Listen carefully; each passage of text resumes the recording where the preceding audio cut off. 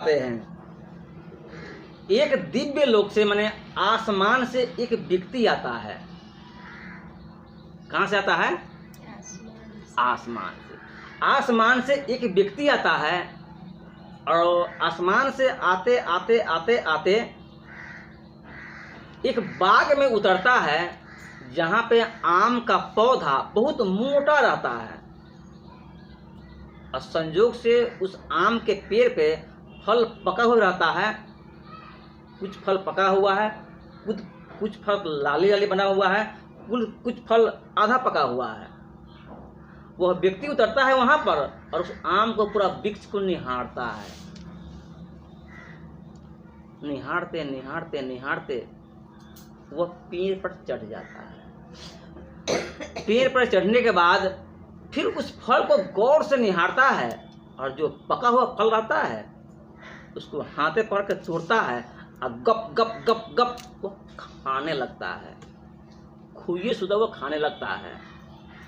जब वह फल खाता है तब कहता है आ हा कितना आनंद है इस धरती लोक के लोग, जो इतना मीठा फल है, जी करता है और खाओ और खाओ और खाओ।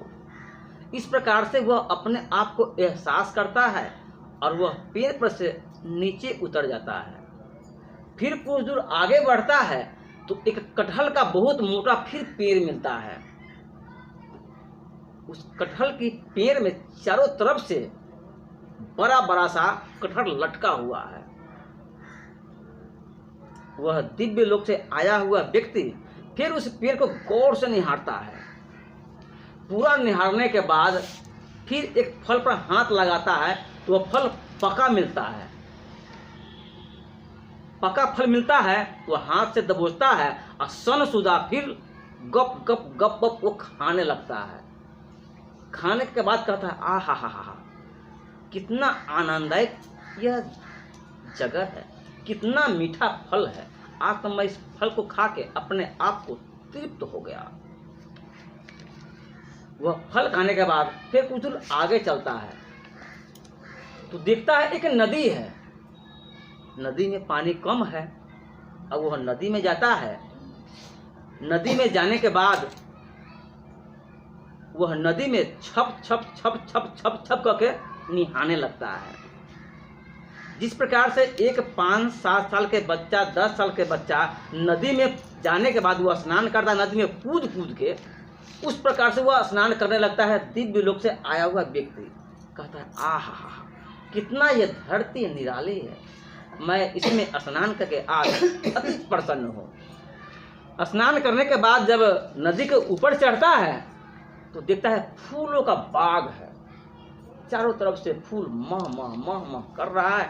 अनेक प्रकार के उसमें फूल खिले हुए हैं और हरी हरी दुबिया उसमें पूरा भरा हुआ है। वह दिव्य लोक से आया हुआ व्यक्ति उस बाग में जाता है, लौटने लगता है फूल के गंध से। फूल के गंध से लौटने लगता है, उसी में लौट रहा है लौट रहा है लौट रहा है। जब कुछ देर लौटने के बाद तब अपने आप को एहसास करता है आ हा कितना आनंदमय जगह है, चारों ओर खुशमय वातावरण है। जहाँ हम रहते हैं वैसा कहाँ है, ये तो जन्नत है, धरती साक्षात जन्नत है। जब उसमें पूरा सब लौटा हुआ हो आता है तो वो बाग से निकलता है तो एक गांव में शिव चर्चा हो रही है। उसमें ढेर लोग उस शिव चर्चा में लोग बैठे हुए हैं। जहाँ पे उस मंच के संचालक, उस मंच पे साहब भैया और साहब दीदी बैठे हुए हैं, अपना चर्चा कर रहे हैं और ढेर लोग उन्हीं चर्चा सुन रहे हैं। तो यह व्यक्ति गया और उस चर्चा में जाके बैठ गया। अब साहब दीदी साहब भैया के लगा हुआ चर्चा सुनने लगा। चर्चा सुनते सुनते सुनते उसको अंदर में जिज्ञासा हुआ कि हम भी कुछ बोलते हैं। तो वह साहब भैया के पास में गया। वह दिव्य लोक से आया हुआ व्यक्ति कहता साहब हमें भी कुछ चर्चा करना है, अगर आपकी आज्ञा हो तो मैं अपना विचार रखूं। आप लोगों का क्या विचार है, रखा जाए कि छोड़ दिया जाए? रखा जाए। तो साहब भैया कहे आहा आप तो धन्य हैं, अवश्य रखिए, जरूर रखिए, जो इच्छा से विचार रखिए। साहब भैया साइड हो जाते हैं और वह दिव्य लोक से आया हुआ व्यक्ति आसन पर बैठता है और अपना विचार देने लगता है। तो वह दिव्य लोक से आया हुआ व्यक्ति कहता है कि नमः शिवाय का जो 3 सूत्र है, 3 सूत्र में जो सबसे बड़ा महत्व नमः शिवाय जो मंत्र है, नमः शिवाय मंत्र कितने अक्षर का है? 5 अक्षर के। तो नमः शिवाय मंत्र जो पंचाक्षर मंत्र है, जिस प्रकार से चित जल पावक गगन समीरा पंच रचित अति अधम शरीरा, जिस प्रकार से हमारा शरीर 5 तत्व से बना हुआ है, उसी प्रकार से नमः शिवाय के मंत्र 5 अक्षरों का है, जो भगवान शिव का हृदय है, छाती है, कलेता है, आत्मा है। भगवान उस पंचाक्षर मंत्र में निवास करते हैं। और ये पंचाक्षर मंत्र में जो पंचाक्षर मंत्र है, उस मंत्र में पंचाक्षर मंत्र में 5 देवताओं का निवास है। ये पंचाक्षर मंत्र है, 5 देवताओं का निवास है। कौन कौन देवता निवास बता सकते हैं आप लोग? तो नमः शिवाय मंत्र ये पंचाक्षर मंत्र है। इस पंचाक्षर मंत्र में 5 इष्ट निवास करते हैं, मतलब 5 देवताओं का वह मंत्र है। उस मंत्र जब की क्रिया में 5 देवता प्रकट होते हैं, उनसे आप अनुभूति सहायता जो जिज्ञासा है कहिए आपका पूर्ति होगा।